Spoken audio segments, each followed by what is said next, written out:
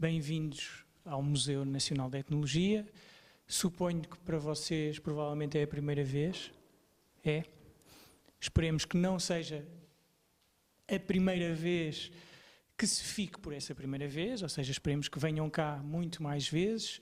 Vocês acabaram por ver só esta exposição, mas o museu tem muito mais exposições e muito mais objetos que vocês podem vir aqui conhecer.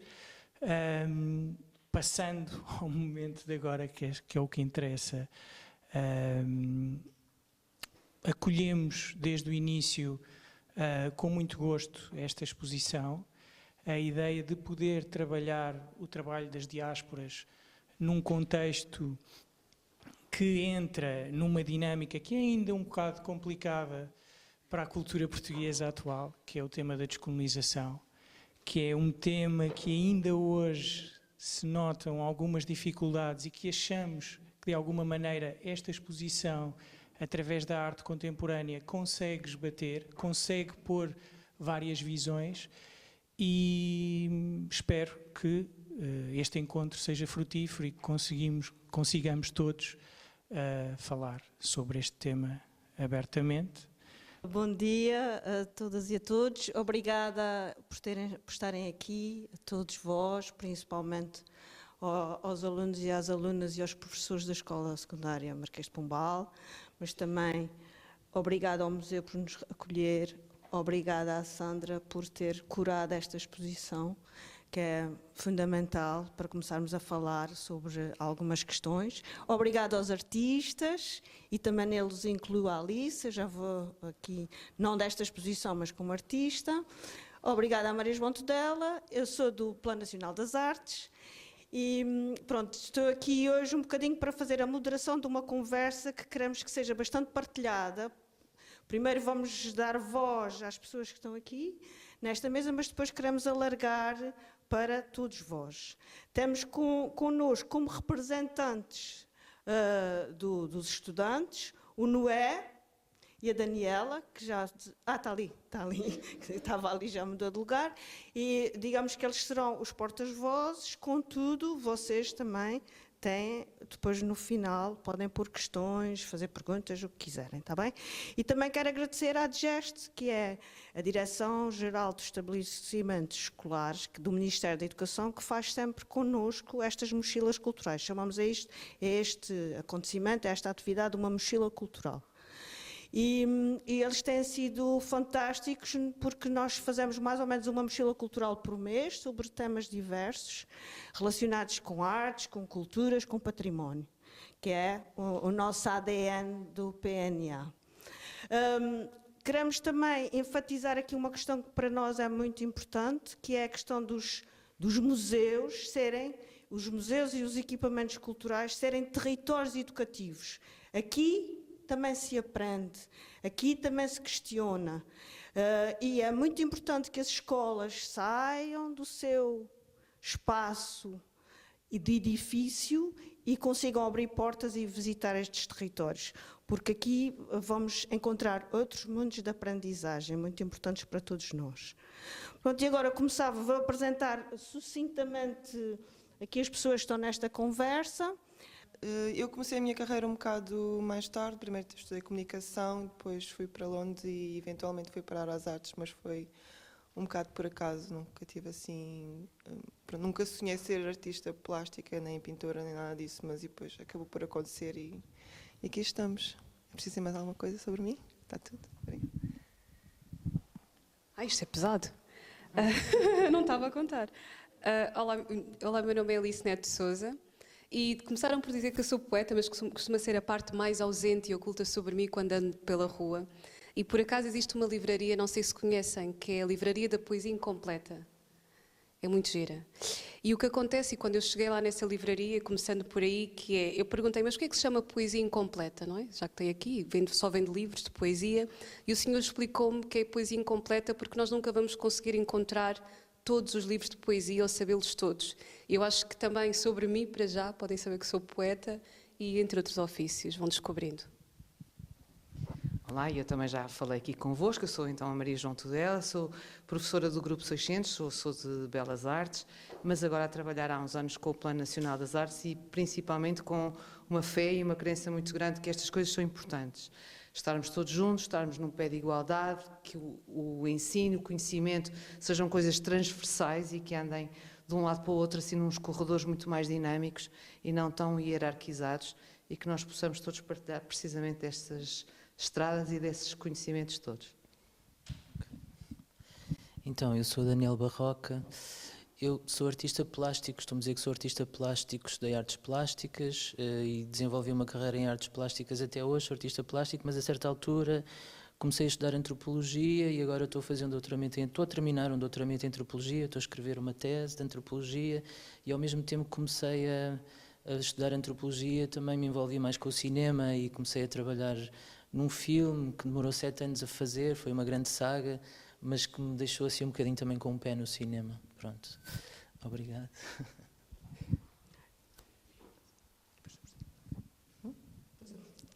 Sim. Então, eu sou Sandra Vieira Jürgens, faço a parte da curadoria, trato basicamente e cuido desta coleção de arte contemporânea do Estado e estou ligada à história da arte desde há alguns anos. Comecei por fazer visitas guiadas, eu comecei no serviço educativo e gosto sempre muito disso, porque acho que se calhar é a paixão que eu tenho, é divulgar aquilo que são as obras dos artistas e pensar e refletir sobre elas e, portanto, para mim, estar aqui é também muito bom, é um reviver de algum tempo. Eu trabalhei durante 15 anos no serviço educativo, dou aulas, ainda mantenho também ainda essa parte das aulas e pronto, é um prazer estar aqui convosco a falar sobre esta exposição. Sim, quando fiz a apresentação não me identifiquei. Então, o meu percurso começa na História.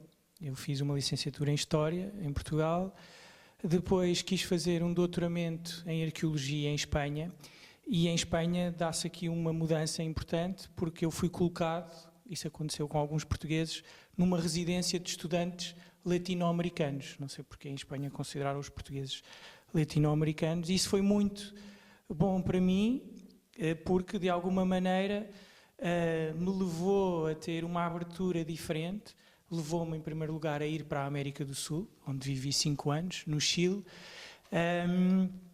E também fez esta aproximação aos museus. Eu já tinha trabalhado, porque a minha área era muito mais os objetos, mesmo na área da história, e por isso é que fui fazer depois um doutoramento em arqueologia, eram muito mais os objetos. Eu já tinha trabalhado muito em museus, sobretudo a ver coleções, a fazer estudo de coleções, mas depois no Chile, precisamente como eu vinha de história, e na América, todo o continente americano, as pessoas que fazem escavações têm que vir da antropologia, eu não podia fazer escavações. E isso levou-me a encontrar novas formas de ter estudo sobre os objetos. Então, uma das formas foi trabalhar com comunidades indígenas, ver como é que eles faziam os próprios objetos e também fazer essa ponte com os museus. Depois, quando regressei a Portugal, sim, comecei já a trabalhar em museus e por isso cheguei aqui. Então, quem é a Daniela? Então, agora é a porta-voz. É aqui. Só apresentar. Digo o quê? Sou a Daniela, multimédia Marquês de Pombal. Então, chamo-me Daniela, como pronto, todos já sabem, provavelmente. Vim da Escola Secundária Marquês de Pombal, em Belém. Estou a fazer o curso de multimédia e pronto, acho que é só isso. Não há muito a dizer. Não é bem buscar. Não é bem buscar.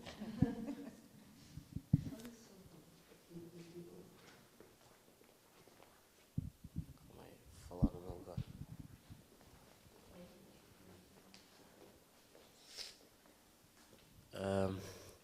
Olá, sou o Noé. Também venho da mesma escola que a Daniela. Estou a tirar o mesmo curso, somos da mesma turma. E pronto, não há mais o que dizer, né? Eu não passo a toda a gente, mas depois vocês, quando falarem, podem se apresentar. Eu também não me apresentei, na verdade, eu disse só que era do plano, vou só falar um bocadinho do meu percurso. Eu chamo Maria Manuela Albergaria, nasci nos Açores, como já vos disse há bocadinho, mas vocês não estavam, nasci na Ilha de São Miguel, estudei Antropologia. Sempre tive uma ligação às artes, por várias razões, mas o meu despertar para a antropologia também teve a ver com uma viagem. Eu, quando tinha 19 anos, fui viver para Toronto, no Canadá. E a saída de uma ilha pequenina, de uma comunidade mais circunscrita, para um mundo, uma cidade enorme, que tinha imensas comunidades à minha volta, despertou-me para querer conhecer o mundo de outra maneira. Afinal, o mundo não era só aquela ilha que eu conhecia, mas era muito mais amplo, diverso e rico. E foi isso que me levou a vir depois para Lisboa estudar Antropologia. Pronto, e agora estou no Plano Nacional das Artes. Mas também sou professora, é verdade. Professora de História e Geografia de Portugal. E acho que a história é uma matéria muito, muito importante. Não para conhecermos o passado só por si, mas para percebermos melhor o que somos hoje e para podermos melhor projetar o hoje e o amanhã, porque sem sabermos o que é que se passou antes, é difícil fazer essa projeção. Senão, como eu digo, somos assim uma espécie de sociedade de Alzheimer, que não sabe o que é que se passou, temos que estar sempre a construir de novo. Portanto, é só para deixar esta mensagem da importância da história, e esta exposição também nos remete para a história. E é importante conhecê-la de outras formas, se calhar não é da melhor maneira que nós estudamos na escola, mas há outras maneiras de estudar a história, nomeadamente visitar um Museu Nacional de Etnologia. E foi a primeira vez, entrei hoje aqui e vi esta exposição pela primeira vez hoje e gostei muito da exposição, e porque me tocou, várias peças me comunicaram comigo de uma maneira especial, nomeadamente e principalmente a peça do Rigo que está à entrada. Para já, porque o Rigo é madeirense, eu sou açoriana, pronto, porque eu conheci o Rigo, e também queria enfatizar naquela peça como a importância da criatividade e podemos fazer muito com pouco. Eu queria também deixar esta mensagem aqui para vocês. E agora vou passar de novo a ronda, pronto, posso, e para vocês falarem um bocadinho da ausência, que é o tema principal desta exposição.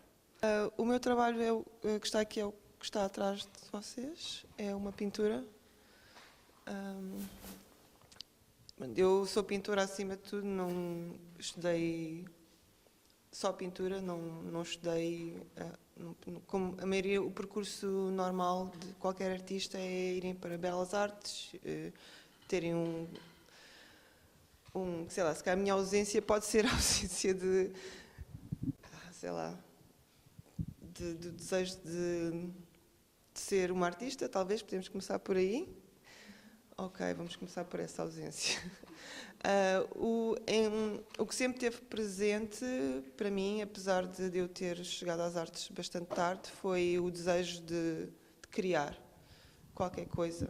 Ou seja, eu sou uma pessoa que me aborreço muito facilmente e passei as aulas todas do secundário a vandalizar as secretárias, a fazer bonecos, porque estava sempre, a minha mente precisava de alguma coisa mais do que senão, sei lá, adormecia nas aulas ou não sei, não havia estímulos suficientes. E sempre houve um desejo de fazer coisas inerente. E acabei eventualmente por ir parar por estar aqui, por acabar por tornar uma pintora e essa ser a minha vida, a minha profissão e o meu trabalho, basicamente, é a minha vida, é pintar.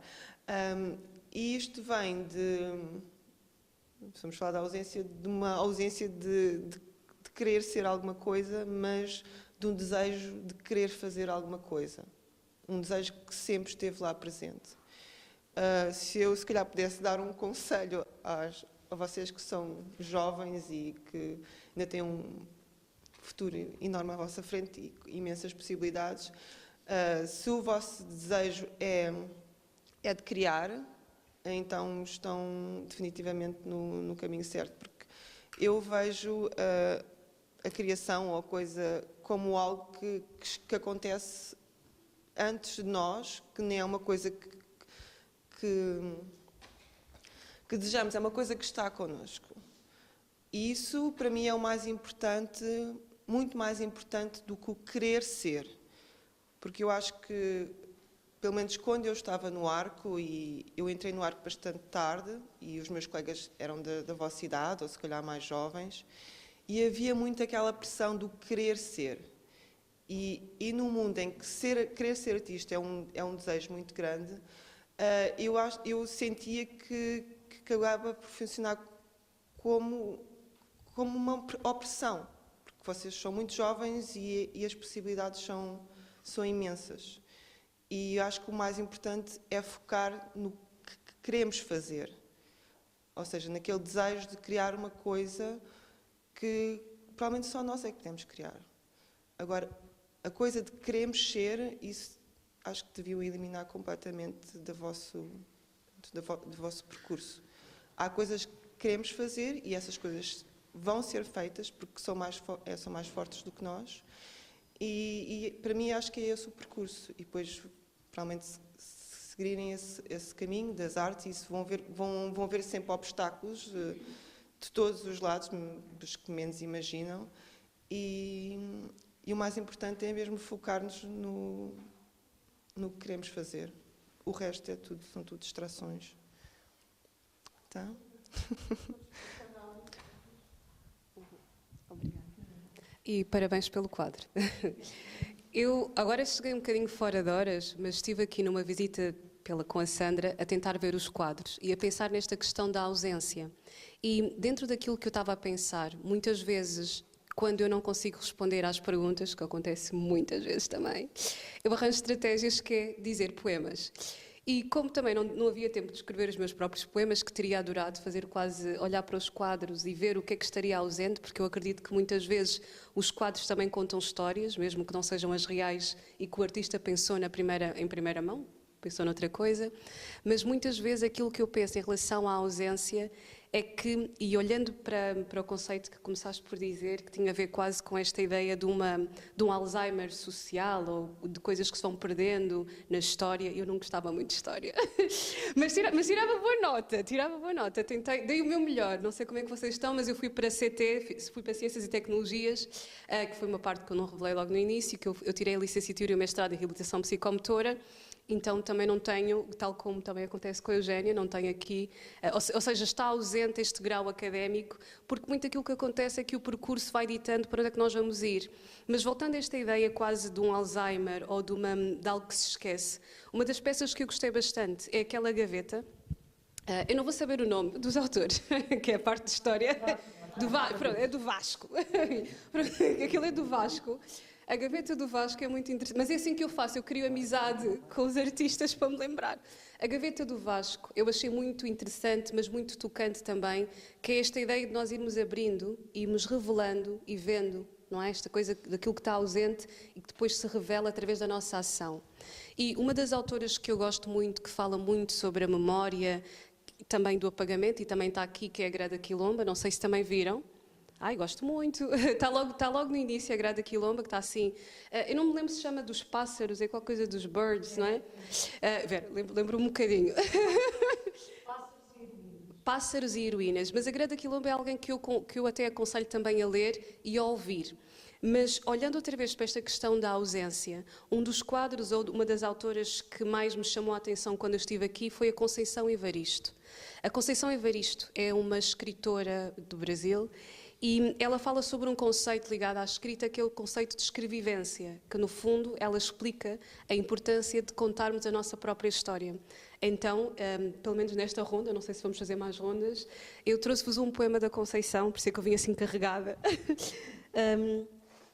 Mas é assim, meio em poema, explica... Não, eu vou-me aguentando aqui. É uma logística um bocado diferente. E eu faço às vezes um exercício, quando eu vou dizer poesia, porque também não queria vir preparada nesse sentido, gosto também de deixar um bocadinho ao acaso e aquilo que o destino leva. E vinha no Uber, meio assim, e pensei, ok, vou abrir este livro numa página aleatória, porque este livro chama-se Poemas da Recordação e Outros Movimentos. E vou ver que poema é que me vai calhar, por isso a leitura não vai ser brilhante, mas o que conta é a intenção. E calhou, curiosamente, no poema A Roda dos Não Ausentes. O nada e o não, a ausência alguma, borda em mim o empecilho. Há tempos de treino, o equilíbrio sobre esse alquebrado corpo, e se inteira fui, cada pedaço que guardo de mim tem na memória o anelar de outros pedaços. E da história que me resta, estilhaçados sons esculpem partes de uma música inteira. Traça então a nossa roda gira-gira, em que os de ontem, os de hoje e os de amanhã se reconhecem nos pedaços uns dos outros, inteiros. E este quadro, assim que termina, inteiros, leva-me imediatamente, ainda bem que estamos aqui, leva-me imediatamente para aquela imagem, que também não sei o nome, daquele quadro que está meio com uma cara... Como é que se chama?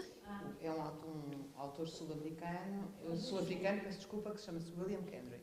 E eu acho que é um bocado isso, esta ideia de nós quase estarmos sempre, às vezes, inteiros e às vezes não, porque nós não somos só a nossa presença. Não sei se estou a ser muito abstrata, mas nós não somos só a nossa presença, nós somos inteiros quando nós sabemos a nossa história e a história que aconteceu e que nos antecede. Então, para esta primeira ronda, se voltarmos, depois no final ainda digo mais algumas ligações em poema.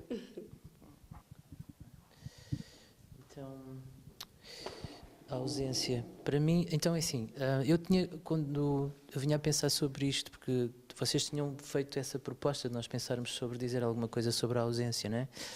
E o meu trabalho é aquele que está ali atrás da câmara, que tem aquela fotografia com os soldados e tem aqueles riscos. Então, assim, eu cresci com... O meu pai foi soldado na Guiné e eu cresci com uma pessoa que é ex-combatente, não é?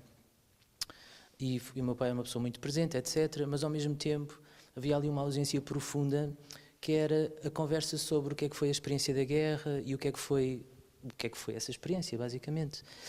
E então aí, mais tarde, ou seja, foi uma ausência que se foi marcando e que foi qualquer coisa como, se calhar eu assumi aquilo como qualquer coisa de normal, não se fala destas coisas, e eu olhava para... Ele tinha um álbum de fotografias que ele trouxe da guerra e eu cresci com aquelas imagens.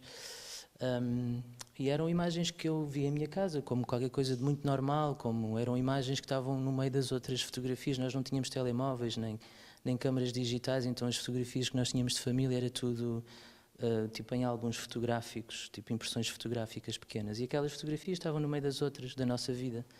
Mas, ao mesmo tempo, não falávamos sobre aquelas fotografias que eram, obviamente, diferentes das outras, não é? E mais tarde, quando eu cresci e e estudei artes e fui artista plástico e comecei a ter muitas perguntas sobre aquelas fotografias, juntamente com amigos meus da minha geração, percebemos que eles também tinham o mesmo material em casa, que também tinham tido pais que tinham sido soldados na guerra e que também não tinham falado sobre isso. E o que nós percebemos é que para nós era mesmo difícil falar sobre isso. Havia assim uma espécie de uma ausência de vocabulário para falar sobre esse tema tão pesado, que ao mesmo tempo fazia tão parte da nossa vida. Parecia que era tão leve, mas era tão pesado. E pronto, e a partir daí essa ausência de vocabulário, essa ausência de capacidade de falar sobre uma coisa tão central nas nossas vidas e tão complexa historicamente e tão cheia de violência, foi qualquer coisa que me interpelou e que me fez seguir caminhos como artista, depois como investigador em antropologia, etc. Mas muito a partir dessa... A certa altura, com o Pasolini, aprendi uma expressão que era afasia. O Pasolini era um autor, cineasta, poeta, comentador, uma pessoa politicamente muito interventiva na Itália dos anos 60, 70, quando é que ele morreu? Foi para nos anos 70, não foi? Sim, ele foi um homem que teve uma morte muito violenta, muito por causa da forma como ele intervinha politicamente. Era um tipo que escrevia colunas nos jornais de uma forma muito crítica contra o poder, contra os vários poderes da sociedade italiana, e ele usava muito uma palavra que era a palavra afasia, que era quando nós vemos uma coisa, sabemos que ela está lá, mas não falamos sobre ela, não sabemos falar sobre ela. Há um outro autor que eu gosto muito, que é o Michael Taussig, que tinha um conceito que é o silêncio público. Um silêncio sobre qualquer coisa que está tão presente, que está absolutamente presente e que toda a gente sabe o que é, que toda a gente reconhece, mas sobre o qual ninguém fala. Pronto, a ausência... Eu pensei em falar sobre isto. Pronto, e também nesta exposição. Sim. Eu também recuperava uma palavra, porque a exposição é feita com estas obras que aqui vocês veem expostas, mas também com os filmes que passam no auditório. E há um artista que traz para o seu projeto a palavra aliava, que ele já desenvolve desde os anos 2000, desde o início quase deste século, que era uma palavra que foi utilizada pelo José Cardoso Pires, também um autor português de literatura, e em que ele falava nisso, ou seja, de qualquer coisa que nós estamos aliados, uma realidade que ali está, mas que nós não temos uma convivência tão habitual. E era como se não quiséssemos também muito saber, não é uma coisa também consciente, mas que anda ali mais no inconsciente. Por acaso, foi agora falado aqui num nome que eu já há algum tempo não pegava nele, nisto no âmbito dos estudos de cultura material, que é o Michael Taussig, e que é muito interessante e que eu gostava também que vocês pensassem às vezes nisso, porque nós estamos a ficar muito aqui, eu estou-vos a ver muito cabisbaixos e não estou a ver a entrar na nossa conversa, e a ideia é que entrem também na nossa conversa. Por exemplo, o Michael Taussig fala que existem materiais que por si próprios já têm uma carga muito forte. Se vocês pensarem no ouro, não é? O ouro levou à exploração, levou à entrada em vários continentes. Outro material que ele fala muito é a coca. A coca, a própria folha de coca, que leva também a depois a que se cometa um conjunto de matanças e tudo isso. E é importante, quando vocês olham para os objetos, que os objetos têm também essa dimensão. Passando para o âmbito da ausência. A ausência é quando alguém não está, quando nós sentimos que nos falta qualquer coisa. Eu olho para vocês e vejo que vocês têm todo um background cultural importante. E estando em Portugal, vocês têm também, provavelmente, alguns elementos dos vossos pais, dos vossos avós, que vos remetem para essa ausência. Remetem para algo que vocês conheceram. Eu, por exemplo, quando vivi no Chile, sentia falta de qualquer coisa, não é? Porque eu fui educado em Portugal, senti que, estando na América do Sul, a uma distância enorme, existiam certas diferenças. E também sentia, muitas vezes, um conflito quase com aquilo que muitas vezes a sociedade chilena fazia. Em algumas coisas achava interessante, achava melhor do que aquilo que se fazia no meu país, mas outras não, nomeadamente a desigualdade social. E eu acho que era importante que vocês também, e isso não sei se vocês concordam também, porque estamos só a centrar em nós, e eu acho que era um bocado a ideia também que eles remetessem e falassem também das opiniões que sentem sobre esta exposição e que nos falem também o que é a ausência para eles. Agora que já ouviram aqui a nossa experiência e a nossa relação sobre isso, se calhar era interessante ouvi-los um pouco. Peço desculpa estar a fazer esse papel de moderador, mas como estou a ver assim um pouco cabisbaixo, porque nós falamos muito de autores e muitas vezes para eles os autores, eu também, como a Sandra, também fiz muitas visitas guiadas e nomeadamente fazia uma visita que era bem complexa, que era fazer uma visita sobre o Padre António Vieira na Igreja de São Roque. E muitas vezes, e normalmente é curioso, eu não era do serviço educativo, e normalmente quando vinham escolas mais complexas, escola, não estou a dizer que são vocês, depois já vamos ver o que é isto de escolas mais complexas, isso são preconceitos que às vezes criam. Os meus colegas do serviço educativo pisgavam-se e normalmente punham-me a mim a fazer essas visitas, ou selecionavam os que estavam lá, diziam, agora não temos espaço, pode algum colega do museu fazer a visita? E eu fazia com todo o gosto. E trabalhava precisamente essas relações. O que é que nós temos de pontos em comum e o que é que nós não temos de pontos em comum. E eu acho que é por aí que se tem que partir. E eu acho que este museu, ou pelo menos esse era o meu grande desejo, que este museu, com todas as culturas que tem aqui representadas, pudesse trabalhar esses elementos, pudesse mostrar, pudesse dialogar, pudesse criar pontes. Eu estava a falar há bocado e a dizer que eu acho que o papel de um museu, de um diretor deste museu, é quase acima de tudo ser um diplomata.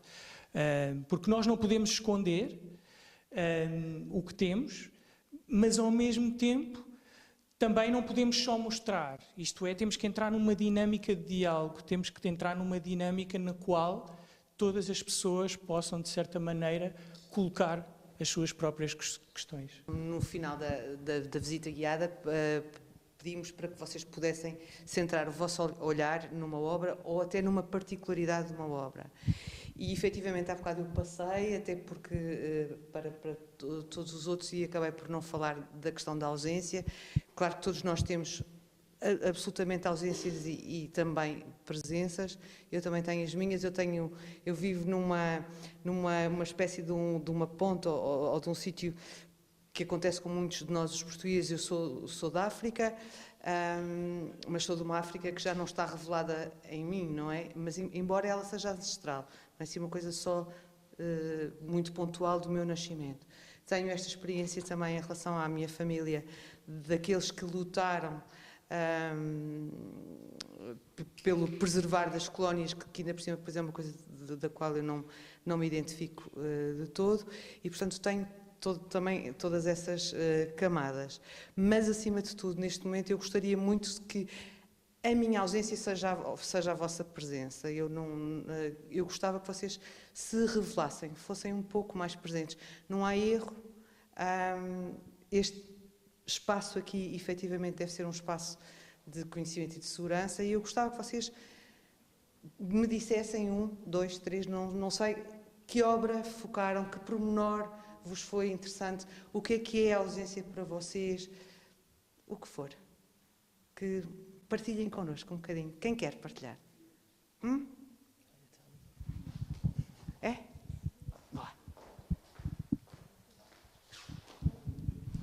Então, olá, eu sou a Cláudia Van Duney, sou estudante do curso de Fotografia e Cultura Visual, estou nesse momento a terminar e a fechar um ciclo.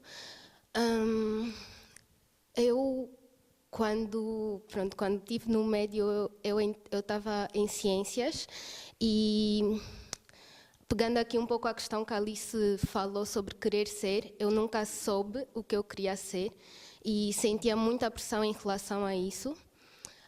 Mas quando terminei o curso eu percebi logo que não queria estar em ciências e apenas fui para ciências e tecnologias porque era o que me dava mais espaço ou aquilo que eu achava que ajudaria a perceber onde é que eu quero me inserir e também porque também tinha um pai que pronto, me empurrava para esse lado.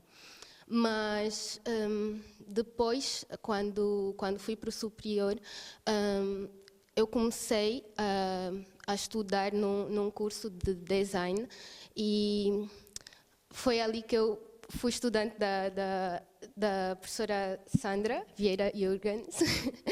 E a aula da professora foi o suficiente assim para eu perceber que o local que eu também me inseria naquele momento não era o que eu queria, e que eu queria, na verdade, ir para a fotografia, que na verdade foi sempre a inclinação que eu senti, né? Mas que pronto, na época não me estava a ver bem como tomar essa posição.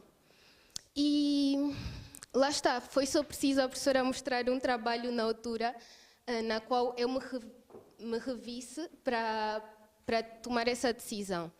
E aqui em relação à ausência, eu desde pequena que sempre senti muito a questão da ausência, de uma maneira assim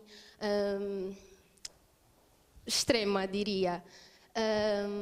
Era a questão de sentir um vazio, de alguma coisa que eu não sabia bem explicar o porquê que acontecia, mas mesmo a ouvir os meus pais, mesmo a ouvir os meus familiares, a questão de eu sempre ter muita dificuldade com a ideia de despedida, a questão agora aqui com o meu crescimento, ter percebido que eu tinha muito medo do escuro e medo da ausência de luz, de forma geral, foi-me ajudando a perceber que eu tinha um certo problema com a ausência e que eu sentia também muita nostalgia. E pronto, e olhando para, por exemplo, fotografias, sempre gostei muito de olhar para fotografias, daquilo que está no passado, mas também esse curso me ajudou a perceber que eu não olhava para a questão mais interior a mim, que era a minha infância, precisamente por causa da ausência que sempre existiu na minha infância, pronto. E há dias eu estava lá em casa a conversar com uma amiga e estávamos a falar precisamente sobre essa questão da infância, e ela me disse, amiga, acho que eu não percebo bem a tua questão com a nostalgia, porque eu não tive uma infância assim tão boa que me desse vontade de revisitar. E eu disse, mas eu também não tive uma infância assim tão boa, e a minha nostalgia incide precisamente nessa ideia de ausência. E eu escrevi há dias porque, pronto, nessa de não querer ser, eu tenho descobrido que eu gosto simplesmente de escrever, ou gosto muito de fotografar, ou gosto muito de fazer coisas, e eu escrevi o seguinte, que por acaso vai muito ao encontro desta exposição. A cor da ausência. Nostalgia das coisas que eu não vivia, amiga. Dei conta desde muito cedo que o mundo não é cor-de-rosa, antes mais fosse preto. E também me apercebi, demasiado cedo, que não gostava da ausência de luz. Então a nostalgia não vem da saudade de algo que se teve, mas sim de qualquer coisa que deveria estar lá e nunca esteve. As faltas, os vazios, as ausências. Essa é a cor da nostalgia que eu sinto. Não de um todo que virou vazio, mas de um vazio que persiste em existir.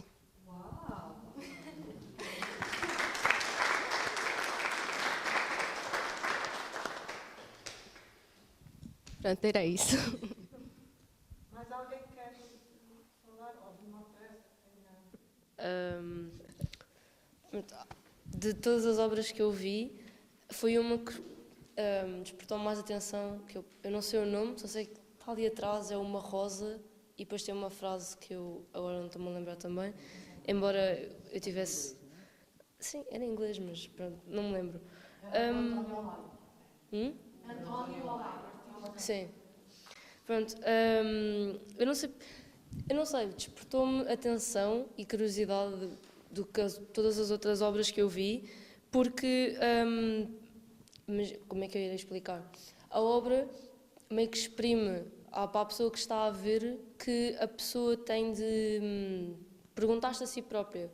Por exemplo, a obra é feita, não tem cores vivas, é branco, preto e uns tons de cinza, e que não sei bem explicar mais sobre a obra, só sei mesmo que despertou-me atenção e só. E pronto, é isso.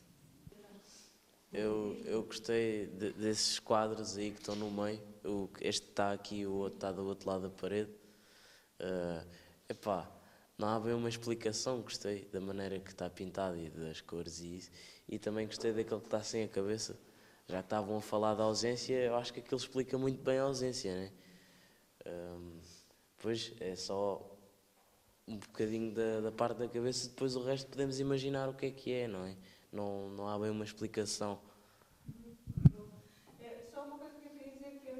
E isso é lícito e às vezes não é permitido na escola.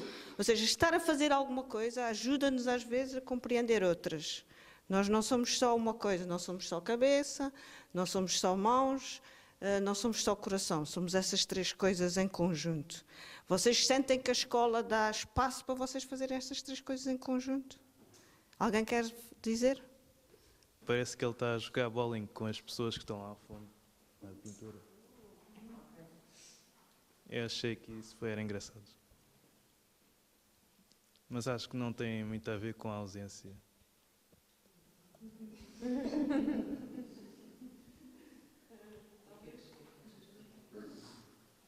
A ausência de lógica, porque não faz muito sentido ele jogar com as pessoas e não com pinos. Pronto, não sei. Havia se calhar uma ausência de um assunto muito importante, um assunto.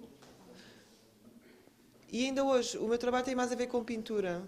E, por exemplo, ali, se calhar, a personagem principal é mesmo o branco. O branco é que está ali a dar a dinâmica do Fenty para trás.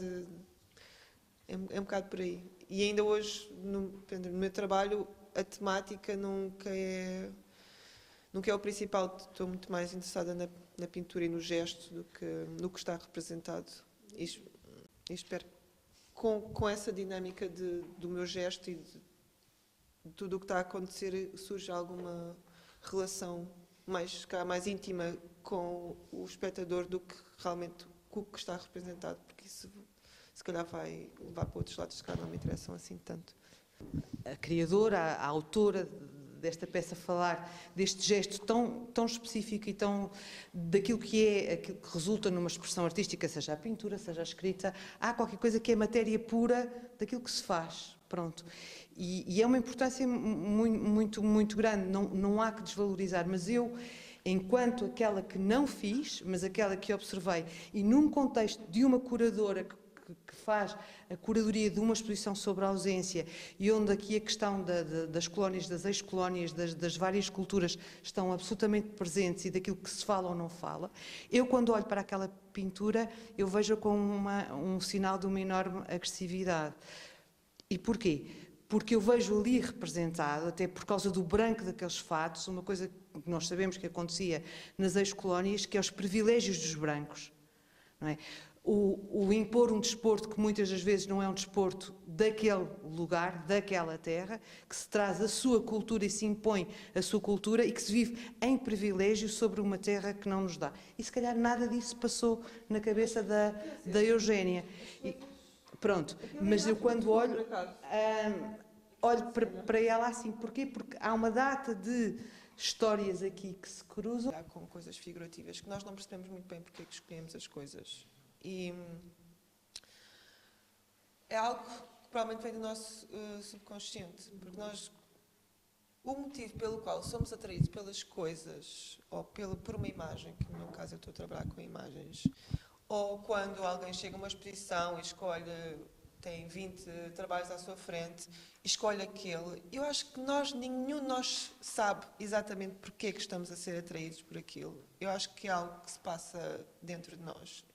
E, por exemplo, no meu caso, que eu cresci em Moçambique e em Maputo, nos primeiros anos, e há uma arquitetura muito colonial, que eu acho incrível na cidade de Maputo. E por vezes mais tarde, por exemplo, o outro quadro que está na coleção do Estado, há um edifício branco, mais uma vez o branco, porque o branco acaba por ser quase uma personagem na pintura. Que eu nunca pensei nisto e que alguém uma vez disse, mas esse edifício é bastante colonial. Eu nunca pensei naquilo. Nunca me passou pela cabeça que o que estava a fazer, que me estava a atrair àquela imagem, porque eu tenho 500 imagens e vou ter que escolher uma. E o que é que me faz escolher aquela imagem? é algo que eu realmente não sei. E provavelmente quando vocês chegam a uma exposição e que sentem, eu acho que ninguém sabe.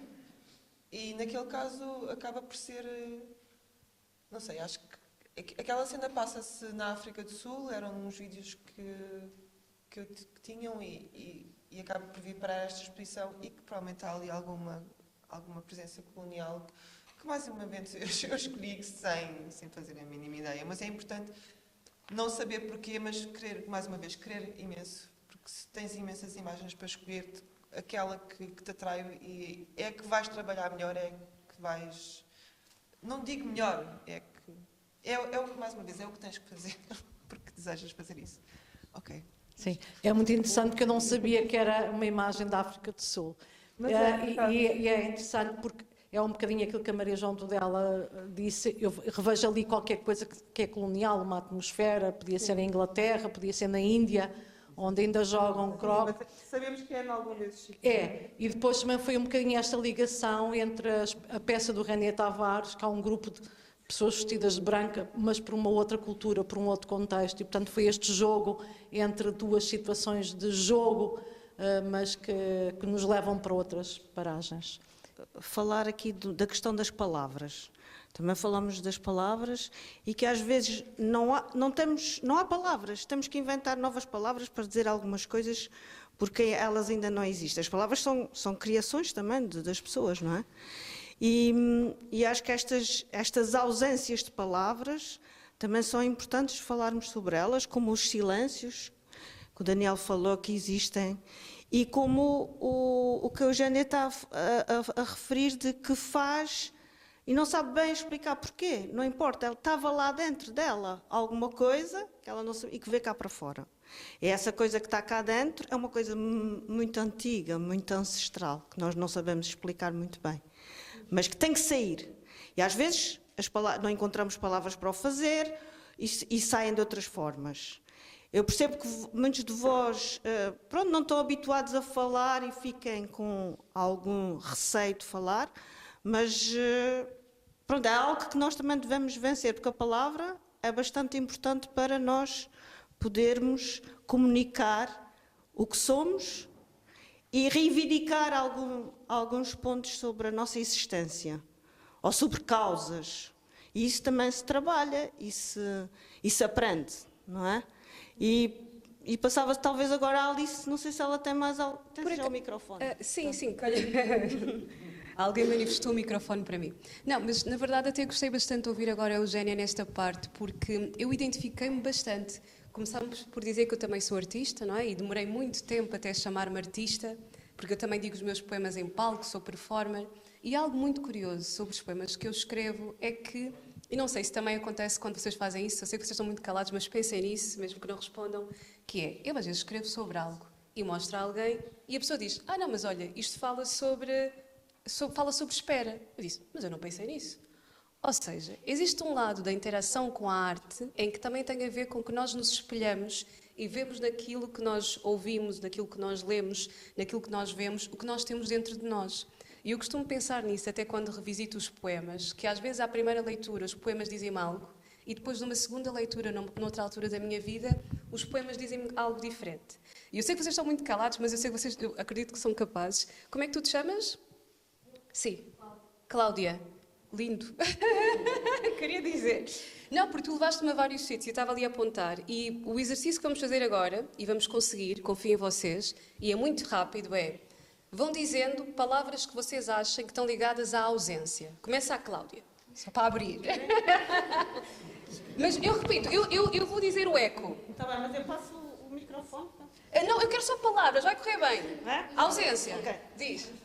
Nostalgia. Ausência deste lado. Diz? A falta? Fala. Fala, boa. Ausência. Falta. Ausência.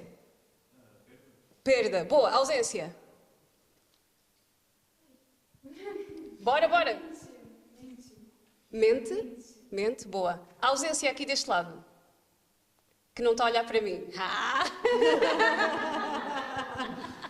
Ausência. Pode ser a ausência do olhar. Ausência. O que é que sentes?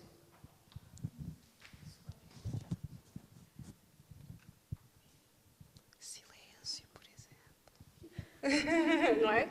O silêncio também é uma ausência. A ausência. O que é que tu pensas? It's like... não, e agora ia começar em inglês, é melhor não. Absence, yes, absence. What do you feel about that? Missing something. Okay, more than one word, but good. Ali atrás, ausência. Ali os professores não querem... Vazio, boa. E é muito engraçado como nós temos várias perspectivas da ausência. Se nós fôssemos para as crianças mais pequenas, vocês iam achar muito engraçado as respostas que iam nos dar. E elas levam as coisas um bocadinho mais para longe. E aquilo que eu senti um bocado da palavra ausência, que a Cláudia disse logo no início e que eu apontei várias vezes, foi que eu não pensei na palavra despedida. Não é que a ausência leva quase para uma retirada de alguma coisa ou de alguém e tão longe de algo quase que não existiu ou que nós não chegamos a ver. Outro poema que eu trouxe, dialoga, por isso é que estou a olhar para o Daniel. Daniel, estás a olhar para mim? Estou. E tem a ver com o olhar, por isso é que eu queria muito olhar para vocês, e mesmo quem não estava a olhar para mim, mas eu queria olhar por tele aquele quadro que chama-se Mapa de Cumplicidade, certo? E eu achei muito interessante. Está lá o teu pai? Tá, ok, não reveles. Não sei qual é que é. Mas eu estava a pensar nisso, desta questão da ausência, e muitas vezes, quando nós pensamos nestes cenários, e uma das pessoas que eu li há pouco tempo foi a Maria Lamas, e um dos trechos que me marcou mais foi quase esta ideia da partida, não é? De alguém que vai embora e de algo que fica. E muitas vezes, para mim, a imagem da partida é uma mesa. E não é uma palavra que se calhar vocês iam logo ligar à ausência, mas por isso mesmo é que temos uma ajuda do José Luís Peixoto, não sei se conhecem. Mas vão gostar. Não sei se ele vai estar na Feira do Livro, mas o José Luís Peixoto, para mim, quando eu penso na palavra ausência, faz-me lembrar a mesa e é muito por causa deste poema.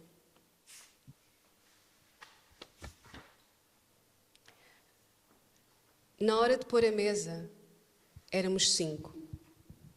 O meu pai, a minha mãe, as minhas irmãs e eu. Depois, a minha irmã mais velha casou-se. Depois, a minha irmã mais nova casou-se. Depois, o meu pai morreu. Hoje, na hora de pôr a mesa, somos 5. Menos a minha irmã mais velha que está na casa dela, menos a minha irmã mais nova que está na casa dela, menos o meu pai, menos a minha mãe viúva. Cada um deles em um lugar vazio nesta mesa onde come sozinho, mas irão estar sempre aqui.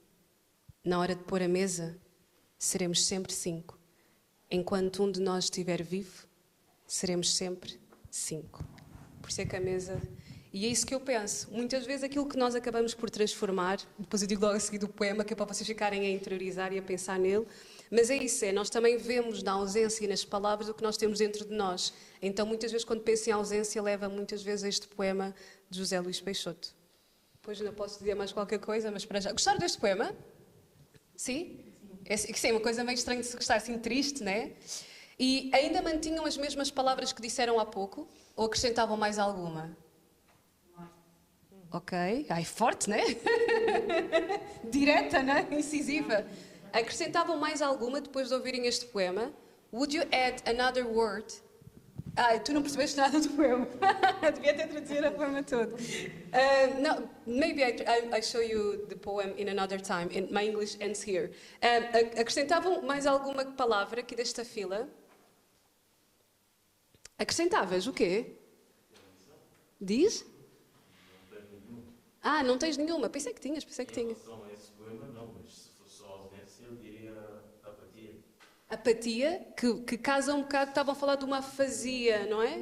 Está muito interessante. Muito... Olha, ótima interpretação. Vocês quando falam, corre bem. Boa. Vou passar. Então, o que é que eu... É isso? Sim, eu estava a pensar numa coisa, também por causa das palavras que foram surgindo, da morte, e eu no meu trabalho de antropologia, eu trabalho com pessoas que estão em Portugal e que foram soldados na Guiné, e com pessoas que estão na Guiné e que foram soldados na Guiné também, nos dois lados da guerra. E o que eu estou à procura é como é que essas pessoas criaram imagens da guerra, imagens materializadas, mas também imagens de coisas que essas pessoas continuam a imaginar sobre a guerra. E então, a certa altura, encontrei um núcleo de fotografias tinha sido feito por um oficial português na zona do leste da Guiné, numa pequena povoação chamada, um quartel chamado Pitch, e esse oficial ele tinha inventado, tinha criado um laboratório de fotografia dentro do quartel por iniciativa própria, porque ele gostava muito de fotografia e ele era fotógrafo e andava por ali a fotografar situações. E essas fotografias que ele fazia, elas não eram escrutinadas pelo Estado, elas não passavam a censura, e ele vendia muitas dessas fotografias às pessoas que estavam à volta dele, e havia fotografias de festas, etc. E depois havia fotografias muito violentas da guerra, assim, de pessoas mortas, da violência da guerra. E eu comecei a tentar procurar esse homem, o que eu queria saber quem ele era e falar com ele. Mas as pessoas com quem eu falava, que o conheciam e que tinham comprado fotografias, tinham fotografias que ele tinha feito, eles tinham muitas reservas em falar sobre ele. Tinham assim algum medo, assim, e diziam-me, eu já nem me lembro do nome dele, eu nem sei onde é que ele está, eu não conheço nenhum familiar, eu acho que já morreu, acho que ele já morreu. E começaram-me a dizer que ele já tinha morrido. E o que eu percebi era que eu nunca o iria encontrar, não o conseguia encontrar. Mas aquela ausência, tipo, aquele homem que estava tão ausente, de quem ninguém se lembrava o nome, eu no meu trabalho eu escrevi, depois alguém me disse um nome, mas eu não tenho a certeza. E eu depois no meu trabalho eu escrevo nomes diferentes, eu ponho nomes diferentes às pessoas, eu faço tipo personagens. E aquela ausência transformou-se numa presença tão brutal, que ele passou a ser assim uma espécie de personagem central daquele capítulo que eu estou a escrever. E passou tudo a ser assim uma enorme ressonância daquela figura na minha cabeça, de uma grande ausência, uma sombra, uma pessoa de quem eu não conheço a cara, não consigo imaginar a cara dele, não consigo imaginar a pessoa. Mas passou a ser uma ausência brutalmente presente, assim como a morte, assim, uma coisa assim muito forte. Pronto, e tem sido, acho que foi a figura que eu encontrei no meu trabalho de campo que me deu mais trabalho. E que me deu mais, e que também mais me estimulou, assim, como alguém que pensa sobre o que é que está ali, o que é que está a encontrar. Sim. Então, a ausência também é muito estimulante, de alguma forma. Sim. Sim, também, eu acho que a ausência também, quando não é a apatia, como tu disseste, pode ser uma grande presença, como tu estás a dizer. Eu também tenho essas, e só dizer uma palavra também que me... Também queria participar no jogo. Não vos convidei, desculpa. Há uma palavra que para mim é a ausência, que é barco, avião. Porque também implica, como vocês falaram, a despedida, que é uma ausência, mas é uma presença. E pronto, e acho que foi muito bonito este jogo de palavras, porque só as palavras já nos podem dizer muita coisa, não é? E convidava-vos a dizerem mais alguma, se quiserem. Por acaso queria dizer uma coisa, até mesmo assim para terminar, e até para vocês, porque vou-vos contar assim um bocado uma história, não é bem uma história, porque é o que aconteceu. Não sei se vocês sabem qual é, de alguma maneira, a origem moderna do museu, não é? Porque o museu, vocês não vos estou aqui a dar a noção, mas o termo é grego, vem do Templo das Musas, etc. Mas depois este conceito é recuperado ali por volta do século XV, século XVI, e na altura as pessoas que começam a acumular objetos, e acumulam-nos assim, não numa forma tão estruturada que nós temos agora, quando entram nos museus, que está tudo com catálogos, não, tinham assim tudo um bocado amontoado. E a ideia dessas pessoas que estavam a estudar na altura era precisamente de pessoas que estavam um bocado fartas do ensino tradicional. Estavam um bocado fartas, vou utilizar agora uma palavra, depois vocês vão procurar ao dicionário, escolástica, da escolástica das universidades. E se vocês repararem, depois quase todas as ciências que se conhece depois no século XVIII, no século XIX, nascem no museu. A geologia, a botânica, por aí, a arqueologia, por aí. E isso era muito interessante, porque eram pessoas que queriam saber, precisamente, através daquilo que falámos antes, das mãos de colocar as mãos na massa. Ou seja, pensar de outra maneira, observarem a natureza, tocarem. E isso era um pouco a função dos museus, e por isso quando vocês hoje em dia pensarem nos museus e pensarem assim, aquilo, outra vez, não, pensem sempre nessa noção, ali é um sítio onde vocês podem ter uma aprendizagem diferente daquela que têm nas escolas. Está bem? Eu queria só deixar essa mensagem para, de alguma maneira, colocar assim a sementinha e tentar que vocês no futuro venham mais aos museus e que não se sintam intimidados, porque eu sinto que muitas vezes vocês têm um bocado essa relação de vou ver ali, não sei o que é aquilo. Pensem sempre que nós nos museus estamos a descobrir. As coisas que nós temos aqui nos museus, às vezes podemos indicar o que é, mas não sabemos tudo. Nós temos lá em baixo as reservas cheias de objetos da África, da Ásia, da Oceania, e na maior parte deles ainda não sabemos do que é que aquilo é. Ou seja, estamos a estudar, estamos a aprender, vamos aprender. Ou seja, é um processo sempre contínuo. E é um processo no qual nós, muitas vezes, para sabermos as coisas, temos mesmo que tocar nos objetos, temos mesmo que olhar para eles. E essa aprendizagem, essa dimensão que o museu tinha, que de alguma maneira perdeu e nunca recuperou a partir do momento que no século XIX as ciências, o conceito de laboratório é retirado dos museus e é utilizado nas faculdades de ciências, os museus nunca souberam recuperar dessa talhada que levaram. Mas é um pouco isso que os museus têm que voltar a fazer. E para vocês sempre que pensarem nos museus, pensarem nisso, pensarem numa coisa que não está completa e numa coisa que aprende das próprias pessoas que estão lá nos museus, que vos vão dando as vossas indicações, mas também aprende de vocês, também aprende com os públicos que vêm aos museus. Sim. Gostava de ler só um poema, que eu acho que dialoga bem, chama-se Como a Exposição em Arte da Ausência. É um poema do Nuno Judice, em que na altura eu tive como poeta residente na Fundação Carlos Gulbenkian, e about emptiness and empty spaces.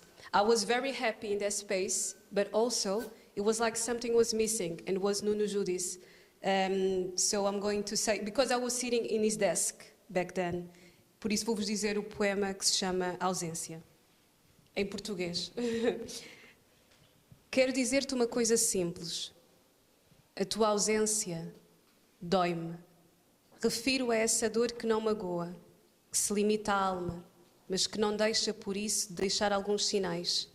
Um peso nos olhos, no lugar da tua imagem, e um vazio nas mãos, como se as tuas mãos lhe tivessem roubado o tato. São estas as formas do amor. Podia dizer-te e acrescentar que as coisas simples também podem ser complicadas, quando nos damos conta da diferença entre o sonho e a realidade. Porém, é o sonho que me traz a tua memória, e a realidade aproxima-me de ti. Agora que os dias correm mais depressa e as palavras ficam presas numa refração de instantes, quando a tua voz me chama de dentro de mim e me faz responder-te uma coisa simples, como dizer-te que a tua ausência me dói. Like saying that your absence hurts me. The last verse. Está na hora da nossa ausência deste espaço, mas antes de sairmos, eu acho que desafio-vos também a aproveitarem o repto que fez o diretor do museu para vocês estabelecerem agora uma relação de presença neste museu, devido à proximidade que vocês têm. Até podem propor, não é, ao museu, projetos em parceria. Ainda por cima há alunos aqui, uns são alunos ou alunas de artes, não é? Outros são de multimédia. Tem aqui muito potencial para vocês trabalharem, fazerem em colaboração com o museu. Acho que podem aproveitar esta exposição, só fica mais um mês, mais ou menos, de 13 de julho. Podem voltar cá para ver a exposição, mas podem depois também continuar a voltar para o próximo ano letivo e construírem aqui uma relação de maior proximidade com este museu. Acho que a vossa presença, com certeza, não é? Seria bem-vinda. Agradecemos muito que vocês tenham vindo. A vossa escola agora aderiu ao plano, portanto vocês vão começar a fazer parte de uma rede maior. Vamos também desafiar-vos com várias propostas no próximo ano letivo. Vejam as nossas mochilas culturais, visitem o nosso site, que já podem ver um bocadinho do que é que nós somos, o que é que pretendemos, qual é a nossa missão. E muito obrigada a todas e a todos por estarem aqui hoje. Sim, também queria agradecer ao Plano Nacional das Artes o desafio de colocarmos aqui em marcha este projeto, que será um de vários que existirão. Nós temos exposições da coleção de arte contemporânea por todo o território e, portanto, é esta a ideia também, não só de fazê-lo em Lisboa, mas fazê-lo por outros sítios. Nós agora temos uma exposição em Tavira, no Museu de Tavira, e também em Braga, no Centro Fórum de Artes de Braga, e, portanto, queremos estar claramente em todo o país e mostrando as obras da coleção de arte contemporânea e, portanto, aqui esta parceria que estabelecemos com o Plano Nacional das Artes e também com o Museu de Etnologia, que nos permitiu fazer aqui esta exposição e iremos também continuar, certamente, outras parcerias. Pertencemos à mesma tutela, a Museus e Monumentos de Portugal, que faz a gestão de quase 4 dezenas de museus em todo o território e, portanto, para nós estas colaborações também são muito bem-vindas. E obrigada a todos, à turma, aos professores também, que no fundo que criam estas iniciativas, que às vezes dão mais trabalho, mas também depois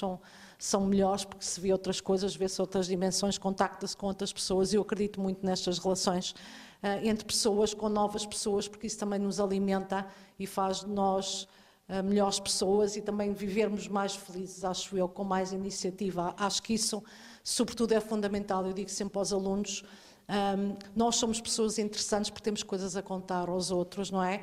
E também gostamos de receber, isto é sempre dar e receber, e acho que isto é fundamental. Tudo o que nós possamos ler, tudo o que nós possamos ver de filmes alimenta-nos a nós para sermos, sobretudo, mais felizes connosco próprios, e acho que isso é fundamental também.